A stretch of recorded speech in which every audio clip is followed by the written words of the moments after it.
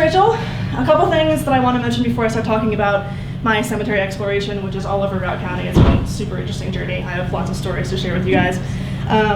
One thing is that I've lived in the Yampa Valley for 7 years, and I realized that actually 7 years, 2 days from now will be the 7th anniversary, so that's very exciting.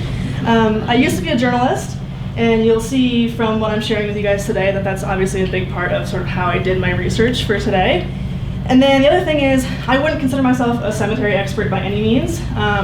So I just want to reiterate that this is all just done kind of my own amateur research for fun. And I'm also not related to anybody that's in this presentation, so I wanted to say that out of respect for anyone who might be or knows these people or knew their families or anything, that it's something that I do out of the memory of them and sort of how it relates to a broader context of society and history in Routt County and what these people, through their deaths and their lives, contributed to this area. So I do just want to say that up front.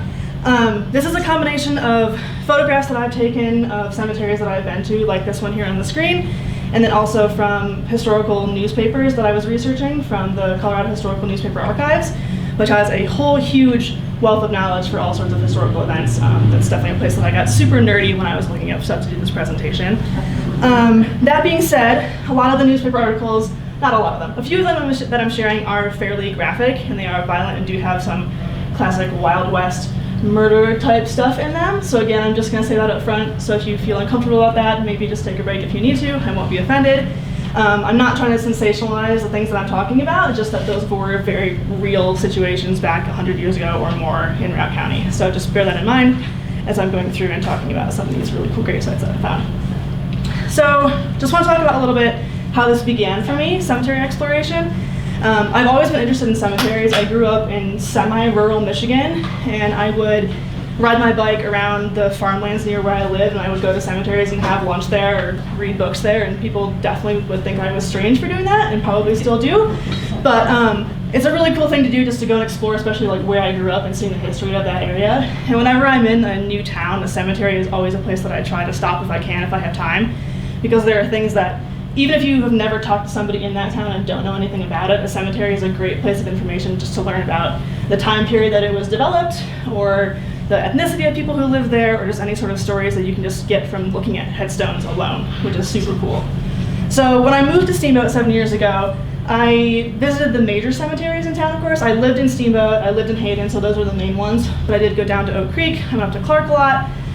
And I work with kids, and actually I did a scavenger hunt with kids once in the cemetery and did some newspaper, or some gravestone etchings on paper and crayon, which was super cool. And some of the kids were definitely a little bit freaked out going to a cemetery for the first time. As not sort of a Memorial Day kind of thing, but they ended up really loving both activities, so it was cool to be able to share that with them. So I did that with some of the more major cemeteries in the area, and then as I was more interested in this area particularly, I looked up more of the rural cemeteries.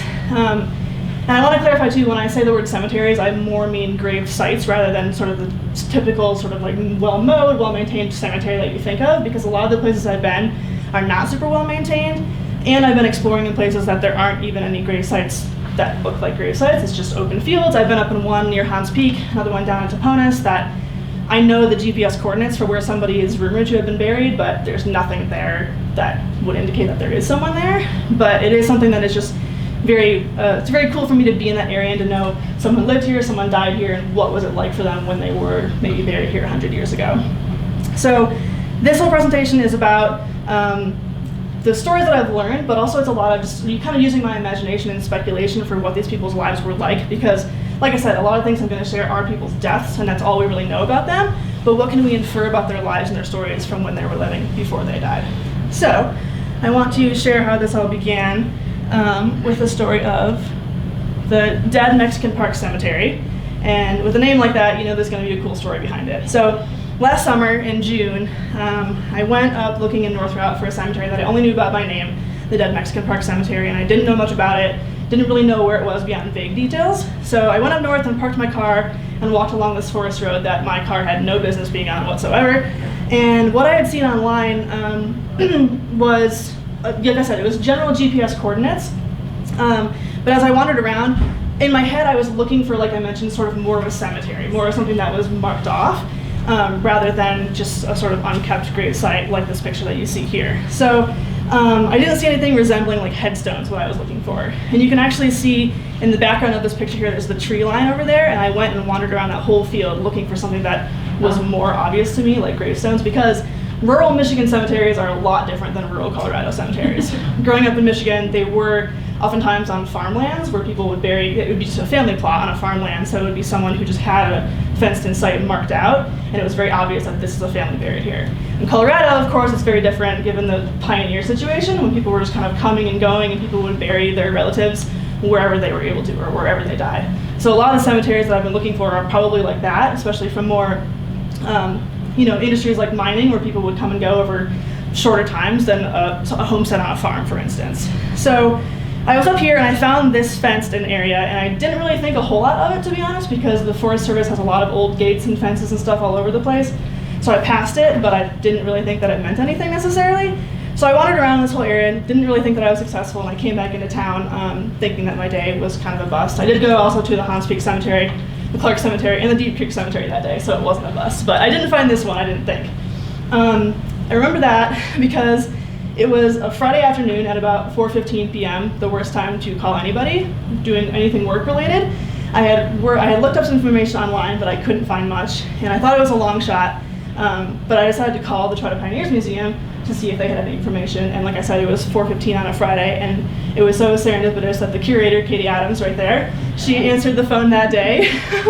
And it was great because she told me that she had actually been looking up the files for the Dead Mexican Park Cemetery recently for someone else, and she would leave them out for me if I wanted to come read about them the next day, which of course I did. So I spent the next afternoon, a Saturday afternoon, reading old Forest Service accounts and jail reports and arrest records from something that happened back in September of 1915 at this site.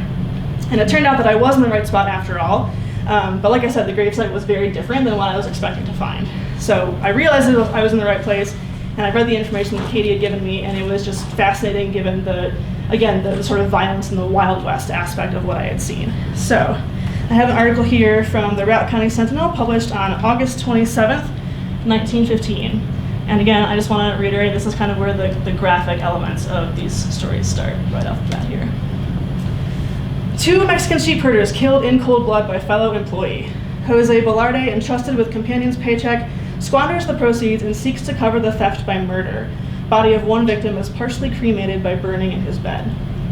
What is undoubtedly the most cold-blooded murder that has ever taken place in Routt County occurred at an early hour Tuesday morning at one of the sheep camps of the Carbon County Sheep and Cattle Company in Red Park, 6 or 7 miles northeast of Columbine, when Jose Velarde, a Mexican, deliberately shot and killed 2 other Mexicans, Sergio Velasquez and Marquez Quita, the herders at the camp, where he himself was employed as camp mover.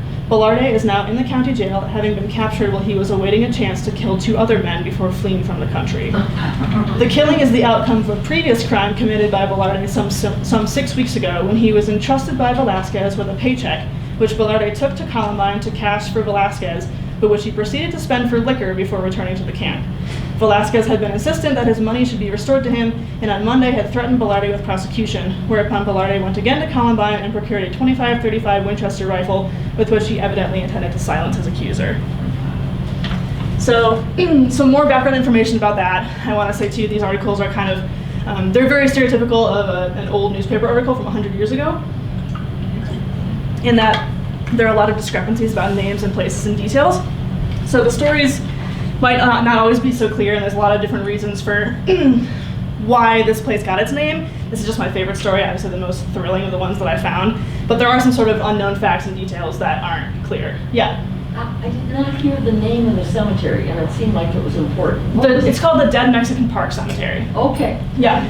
Yes. And then one step further, this article is the foundation of the name of Dead Mexican. Yes. Okay. Yes, I'm getting to that too. More details about that. Yeah. Sorry. But yes, no worries. Yeah, so that's kind of the history of this area here. So, and I do have more information about, sort of the burial site in just a minute. So yeah, just to back up a little bit. So the information that I know and the story that I've found based on this. So Jose, or Joe, Velarde, various names there. So he was herding sheep, and like this article mentioned, he either stole money or borrowed it under false pretenses, went to Columbine and either bought liquor with it or gambled it away in the game of poker, and then went back to his associates, his fellow sheep herders, And instead of confessing about it or being honest, he decided to shoot them, because that's the thing to do, obviously. So the one, he shot point blank and then dragged him into the campfire, and the other tried to escape, and he went and tracked him down and shot him too. And then he fled up north to the Elkhorn mine before he was captured a few days later. And unfortunately, I don't know a whole lot about the two men who were murdered, the victims, other than the fact that they were buried right where that crime happened. And it's unfortunate, this is the interesting thing about history and newspapers that I can find, is that their names do differ in a lot of these articles, so we don't even really know these people's identities because they differ in a lot of different ways, both for circumstances and names and dates and locations and that kind of thing. But there is one more article that I want to share about this situation here. So this is from a couple days later. So Jose Velarde, who is in jail at Steamboat Springs, charged with the murder of Sergio Velasquez and Marquez Quinta, was given a preliminary hearing before Justice of Peace J.R. Caron at Columbine, at which he pleaded guilty and was bound over to the district court for trial, being held without bail. Coroner Bashor held an inquest over the bodies of the two dead men, and the verdict of the jury was that they had come to their death by shooting at the hands of Jose Velarde, and recommended that he be dealt with according to law. The two victims of the murderer were buried side by side at the camp where they were killed, the graves being marked by boards bearing their name. And that last part is the important part. Obviously, the namesake for the Dead Park Cemetery, but also what I was looking for originally was something more like that, like having boards or graves, stones, something to represent where they were buried. And of course, the boards now are no longer there because they were put there in mid-1915. That would be a miracle if they still were. All that remains is that 10 by 10 foot fenced-in area that I showed in that picture before, and that was put up in 1951. And then there also used to be a sign indicating the site, but I can't remember when that was stolen. It was stolen more than once, and it has not been replaced since. And I actually want to go back to that picture. So it was interesting to me too, when I looked through the files that Katie had given to me, the pictures that I saw from whenever someone was there in 1994, you can't really see it in this angle, but just around the backdrop of the fenced-in area there, in the pictures from 1994, there were a ton more pine trees than there are in this photo here. And then this photo was taken last year, and I was up there again this summer, and that dead pine tree on the left has since been cut down as well. And just seeing the differences of what things look like from a year ago versus 30 years ago versus 100 years ago is what fascinates me the most, that all these sites can just evolve and change so quickly, and we might not be able to tell where these markers are anymore because of how much they've evolved. So I'm curious what this place is going to look like even a year from now, or again, 30 years from now, or a century or more from now, and that's what fascinates me. And then one last thing about this, and a little bit of darkly ironic poetic justice kind of, the way that I can put the story together now about what happened to Jose Velarde.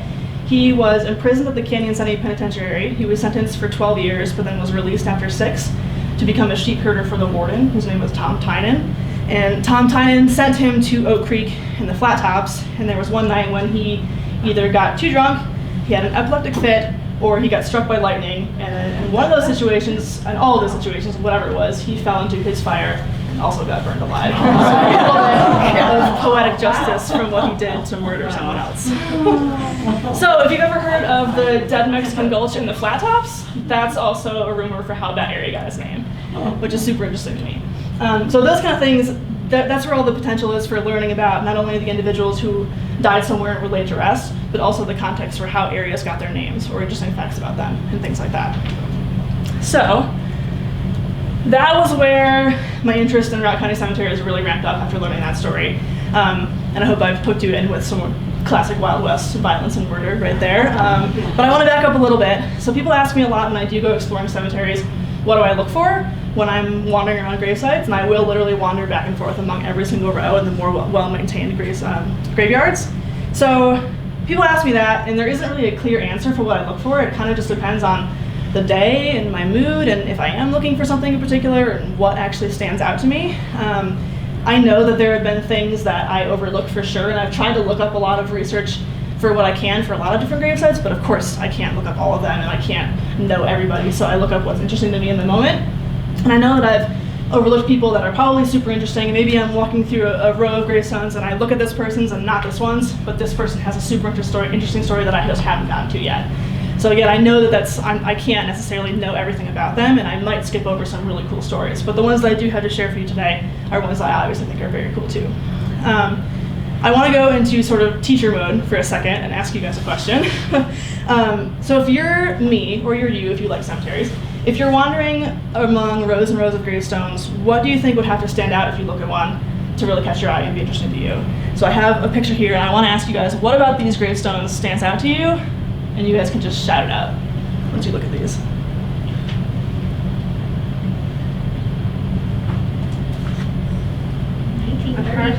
Yeah, they both died on the same year.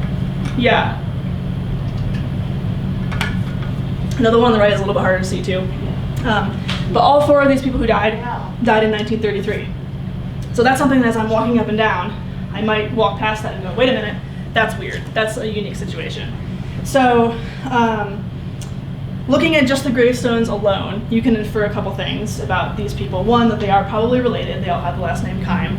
And then looking at this one on the left, these are probably parents, and these are probably children based on the birth dates and death dates. And then the interesting thing, of course, about they all dying in 1933 is that that probably meant there was some sort of an illness or an accident that caused them to all die in the same year. And indeed, there is this article. 4 killed in automobile accident on Williams Fork. Mr. and Mrs. Albert Keim, Betty Keim, age 11, and Roy Keim, age 6, of Williams Fork were instantly killed, and Mrs. Marvel Carey of McGregor was injured Tuesday afternoon when the Keim automobile went off the road about 7 miles from the Willow Creek store on Williams Creek Road near the Creamer Place. The car plunged down a 75-foot bank, overturned and landed on its wheels, then apparently backed on a stretch of level ground, dropped 40 feet into the river below, landing on its side in about 3 feet of water. Relatives in a car ahead saw part of the accident and went to the telephone for help. Soon a number of Williams Fork and Hayden people were on the scene. The bodies of the Mr. and Mrs. Keim were found in the wreckage. The 2 children had been thrown from the car. The body of Betty was found at 7 o'clock that evening, and the body of Roy the next morning, both about 1.5 miles from the wrecked car. Alice Keim, age 14, another daughter of Mr. and Mrs. Keim, was not injured.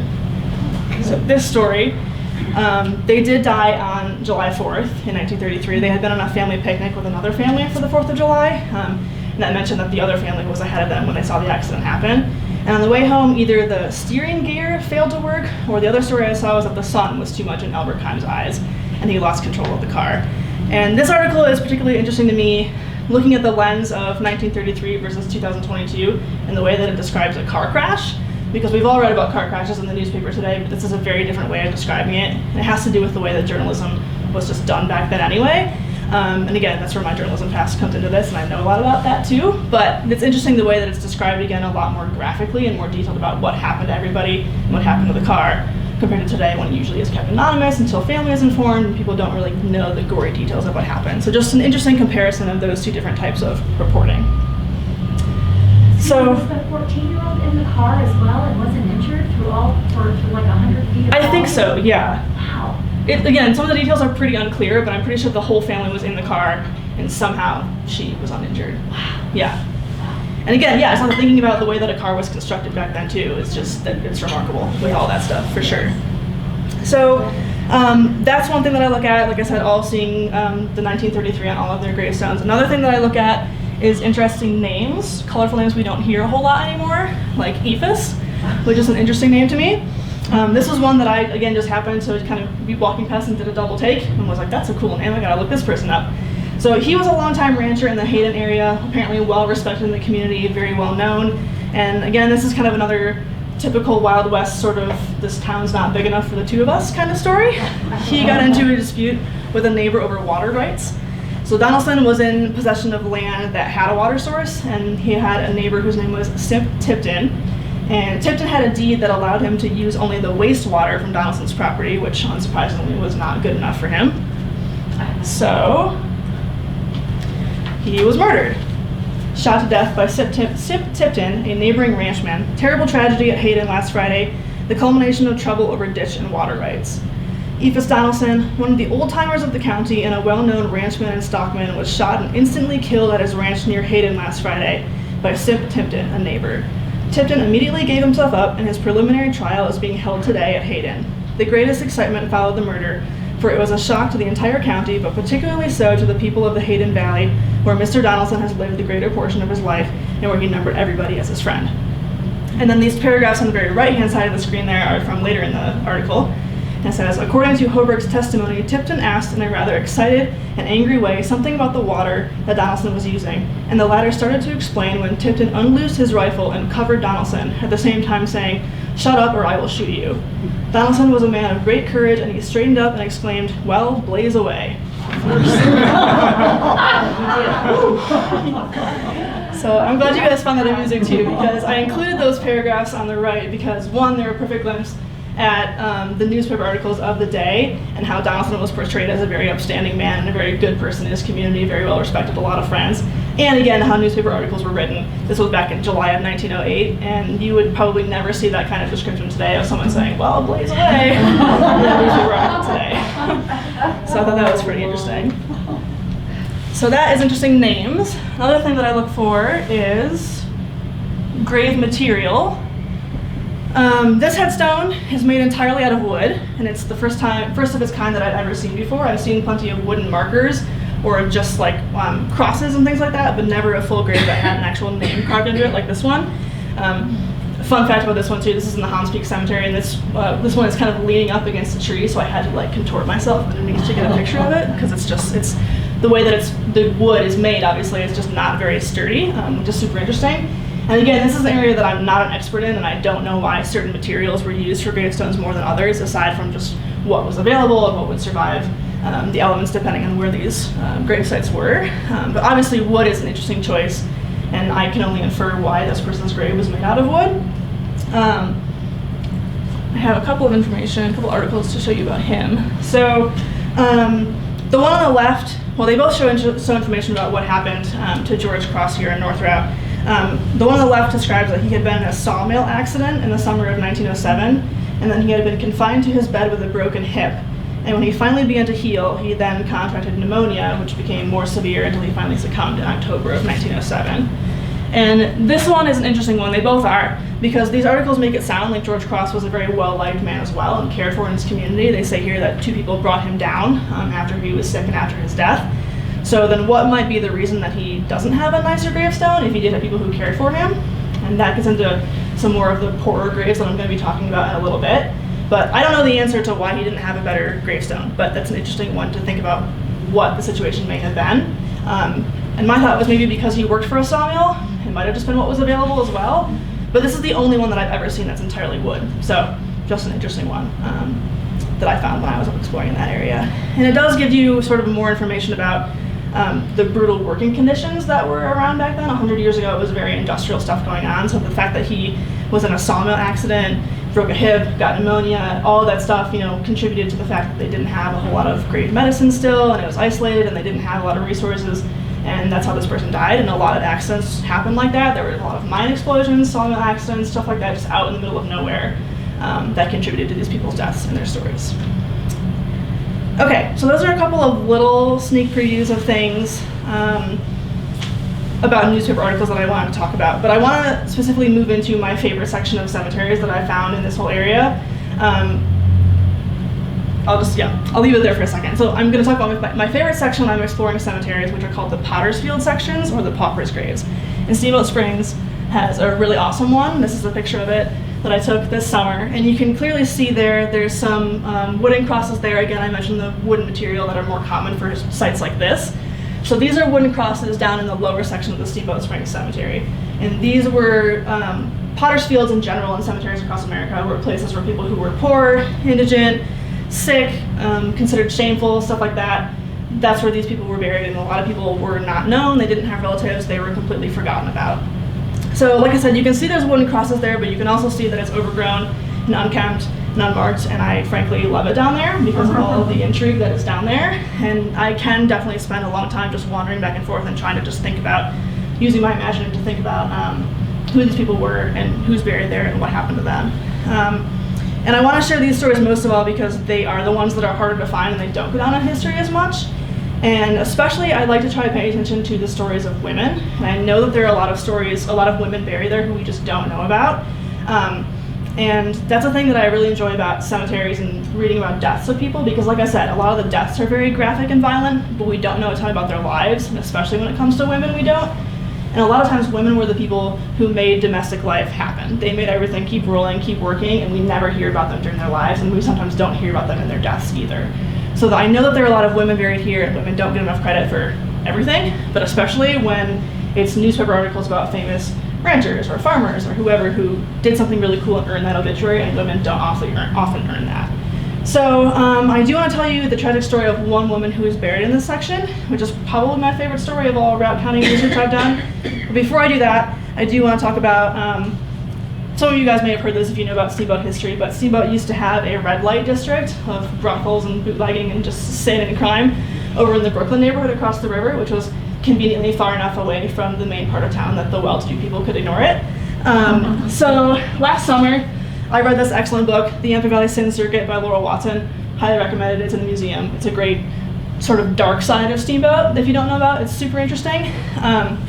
So I read that last summer, and it provided a lot of information about that particular side of Steamboat history, the darker side of it. And in the book, she mentions that, quote, when a prostitute died, she was placed in the lower section of the cemetery, commonly referred to as the Potter's Field, where those who were destitute or vagrant were buried with just a wooden cross, if any, to mark her place.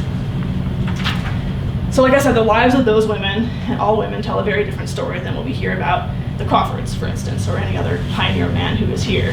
And I wish there was more information about who these women were, and we probably just aren't really ever going to find that. But that history is just as worth telling because it does tell a very different side of stories than what we normally hear.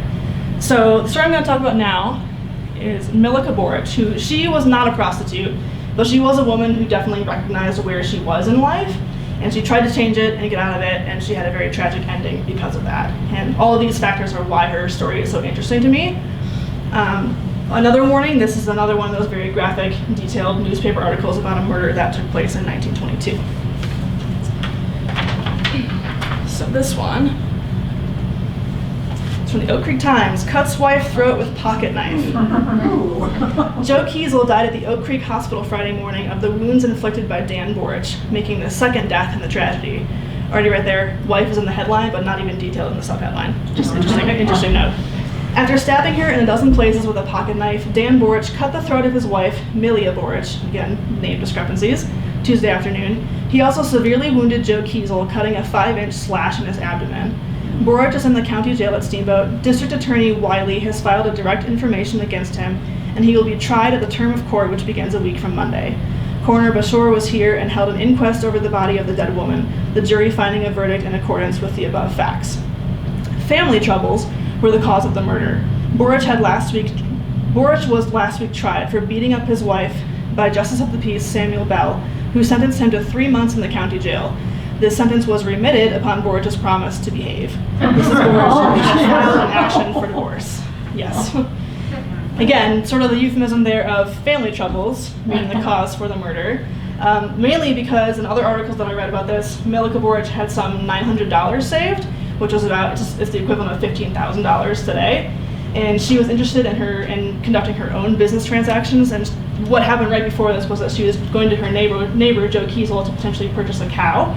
And her drunk, abusive husband wanted to borrow money from her, and he also was jealous of potential infidelity by the neighbor. So that's how this situation escalated too. So again, family problems, family troubles, saying the reason for it.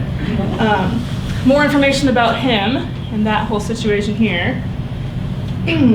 Boric will suffer death on gallows. Oak Creek miner her murdered wife and friend to pay extreme penalty by verdict of jury. If the sentence of the court and jury is carried out, Dan Boric of Oak Creek will be the first man from Routt County to suffer the death penalty. After being out from 3 o'clock Friday afternoon until 1:30 o'clock Saturday morning, the jury brought in a verdict of guilty of murder in the first degree and fixed the penalty at death. The murder, committed on March 21st, was one of the most terrible in the history of the county. Boric, who is a Serbian coal miner and was employed by the Victor American Mine at Oak Creek, had previously had trouble with his wife, and she had filed an action for divorce. On this day, he testified that after coming out of the mine, he drank a quantity of liquor. He claimed to have been in a condition where he did not know what had occurred and that everything was hazy until he found himself in the county jail at Steamboat. This evidence was contradicted by Frank Watt, who arrested him and talked with him that day and the next. He said Boric asked if Kiesel was dead and expressed satisfaction at his deed, that he ate heartily and was in other ways of a normal condition of mind. This is where it also gets more graphic, for warning. The strongest testimony against Borich was given by his daughter Mary, 7 years old, and who proved a remarkable witness. She said she, her mother, and Kiesel were going down the road toward Kiesel's place to look at a cow which her mother contemplated purchasing. Her father overtook them and began slashing at Mrs. Borich with a knife. Kiesel interfered and received a cut in the abdomen which almost disemboweled him. Mrs. Borich ran down a bank and was hidden by a Japanese woman who lived there, but Borich crawled through a window to continue the attack. Mrs. Borich ran out of the house and toward the creek, her husband following and stabbing her in the back. He overtook her and cut her throat from ear to ear. He then washed his hands in the creek and remained hidden in the willows until arrested.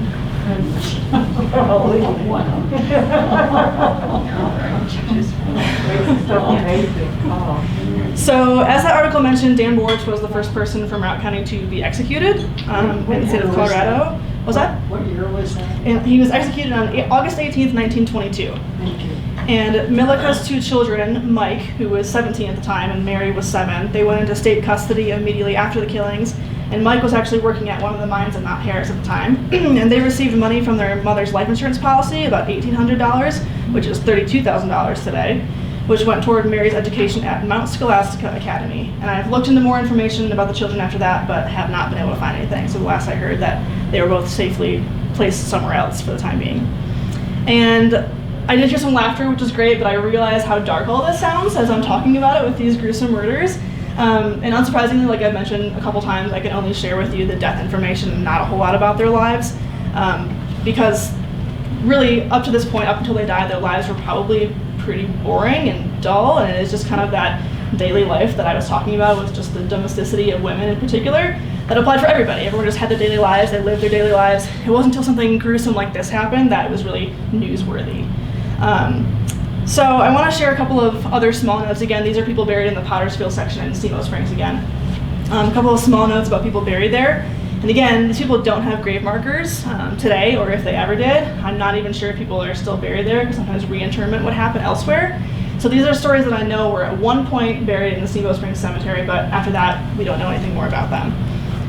So the first one I have is Sam Moore.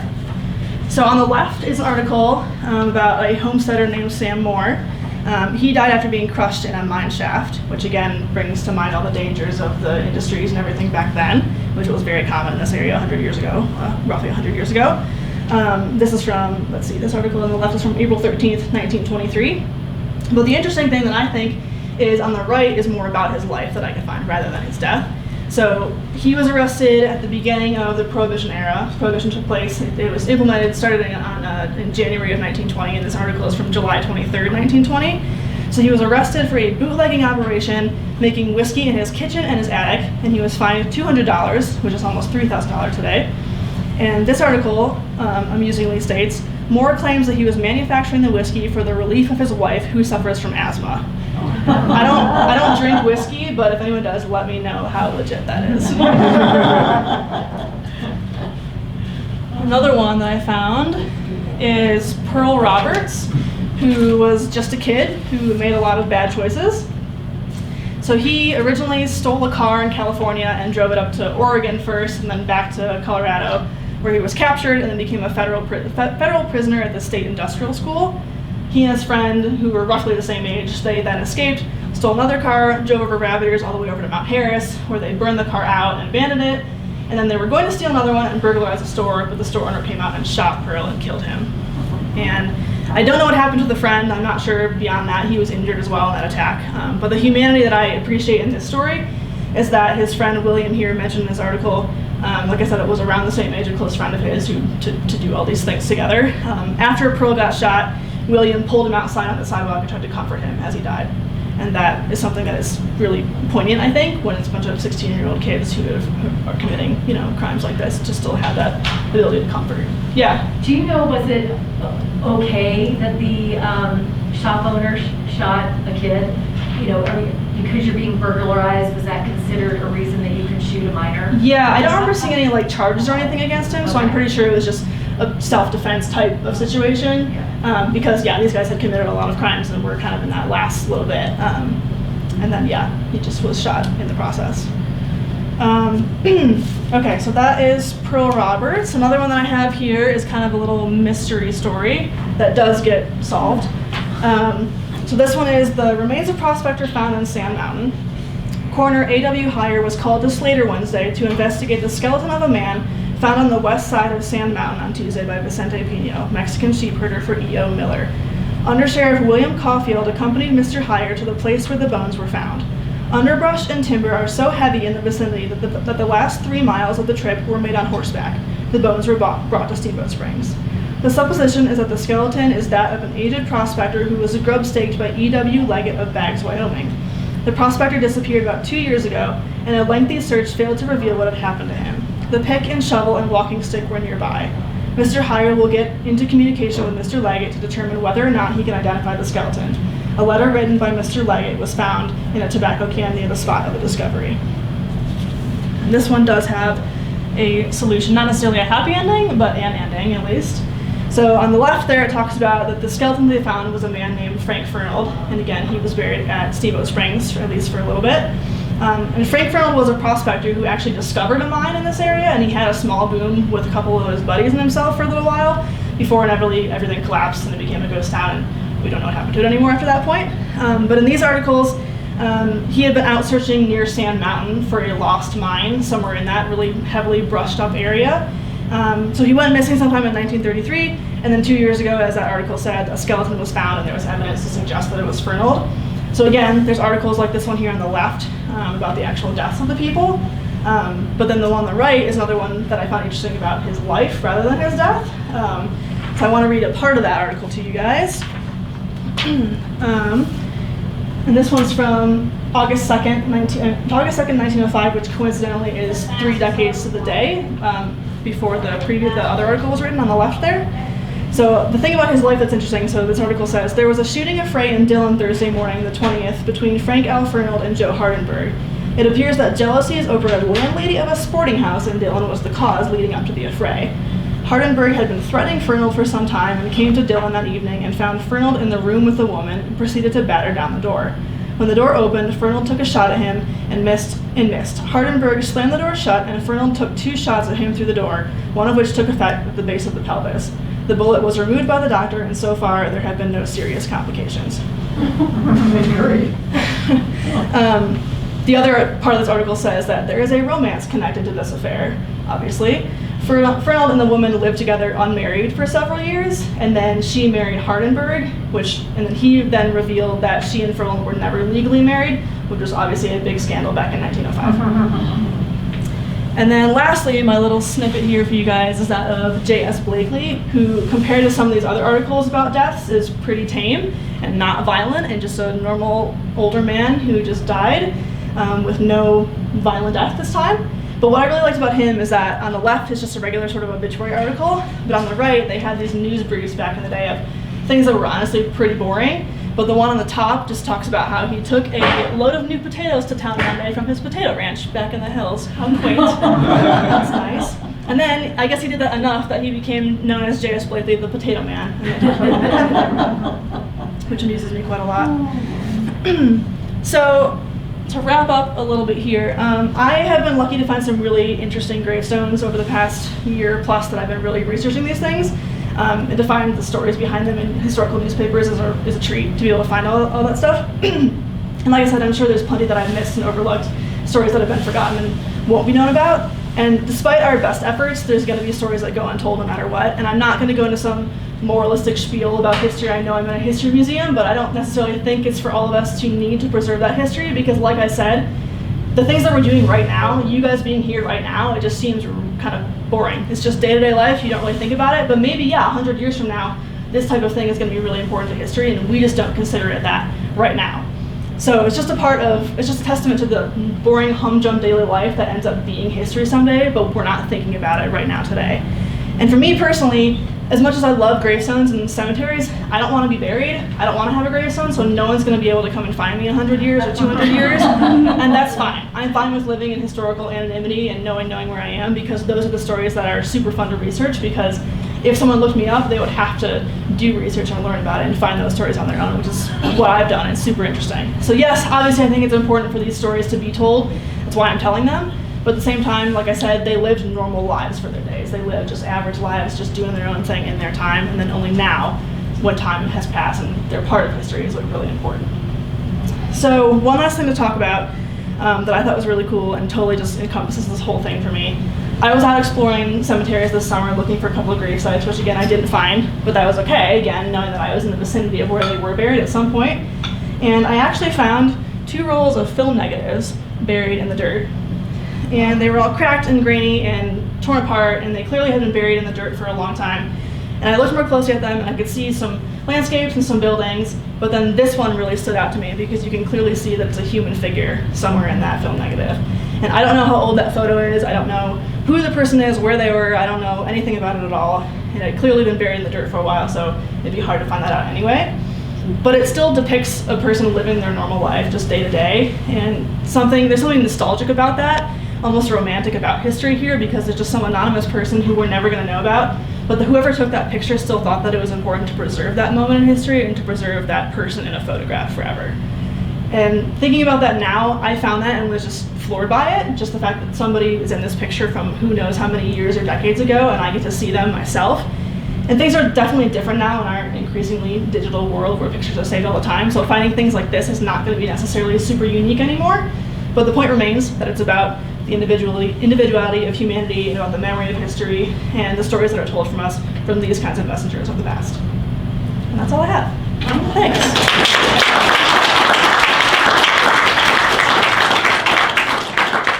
If anyone has any questions, feel free to ask or come chat with me. Yeah. Do you have any idea in the Potter's Field in the Steamboat Cemetery, do you have any idea how many of those markers are identified, or are a lot of them unknown? Most of them are unknown. I have read that, so I did find an article actually which helped me to find a lot of these names, and I don't remember the number off the top of my head, but there used to be a lot more identified, and I think for whatever reason, just time passing made them not be so identified anymore. So at some point, I did see an article that listed quite a few names that had been buried there at one point. But no, there actually, if you go down there, if you look at the bottom of the wooden crosses, there are some remains of little metal plaques that probably used to have some information on them, but those are completely rusted out and broken as well, so it's not very clear anymore. But if you guys haven't been over there to see it, I mean, it really just touches me to be down there just knowing the history of the area, so I would recommend just, if you're in the cemetery, also go down and visit that spot, for sure. Yeah? Where did you find this information in the articles? Where did I find the information? So it was the Colorado Historical Newspaper Archive. So I literally just looked up Routt County newspapers and just searched for everybody's names and just see what I could find about them, which is why the J.S. Blakely guy, I was just looking for his death originally, like what happened to him, and then I found that he was the Potato Man, and that just was so much better. Is it in the pauper section where the Confederate soldier Yes. grave is? Yeah, I think there's 2 Confederate soldiers buried in the Steamboat Springs Cemetery, and one of them is down there. Yeah. Yeah. You probably said this when you started, but is this like the cemetery right here in Steamboat, or is okay, just like right off Highway 15? Yeah, Okay. the one like across from the community center. Okay, Yeah, that cool. one. Cool. Yes, definitely worth exploring. Another question. Yeah. You mentioned GPS. Does GPS help you find a site, a cemetery site? Sort of. So the ones that I mentioned GPS for were the ones that didn't have any markers there. And I've looked up a lot of other databases of grave sites that other people have compiled. And not all of them, but some of them do have GPS coordinates on them. So I would look those up just in Google Maps and see where they were. But even those are usually estimated locations. So I would kind of, like I said, I kind of like just wander up and down cemeteries anyway. In that area, I would just put in a coordinate, and then I would just kind of do a whole big circle and see if anything was there. So it's never super precise. It's always, estimated location only for GPS coordinates, but it's like, again, that sort of just general aura of being in that place and seeing if I can see anything. Yeah. Did you ever find the grave marker up here in the Steamboat about the guy who was killed by the bear? Was it killed by the bear, or had killed a bunch of bears himself? Well, I think he killed a bunch of bears, but was he killed by a bear? I don't know. That would be great irony too if he was killed by a bear. Yeah, you're talking about, I think William Harvey is his name. His grave marker I think says like killed 63 bears in Routt County or something. That's something ridiculous like that. Yeah, that's really fascinating. That's one of my favorites to go visit whenever I'm like showing people around. Like, let's go to the cemetery and I'll show you these cool graves, and that's one of them that I show people. Yeah. Oh boy. Yeah. Do you very often find, when you put the coordinates in there and you go looking, do you often find what you're looking for, or more often no? Not the ones that have been like the super rural ones, the ones that are kind of just like speculative unknown graves. Those are the ones that I've usually looked for when it says location estimated to be at whatever coordinates near Hans Peak or whatever. So that one in particular, I did a hike up there anyway, and I just kind of was poking around in that area, and there was nothing to indicate a grave at all. So I knew that I was kind of in the vicinity, but it was not. I didn't know what I was looking for. I didn't know if I'd even find it at all, and I didn't, which was fine. Well, there's a lot of material. You can have part 1 through 25. Yeah. Oh, yeah. And so there's probably 25 to 30 private or public cemeteries, either family or not, around Routt County and through the National Forest. So there's a lot to be found in research. So thank you for your work. Yeah. Thank you. That's wonderful. Thank you.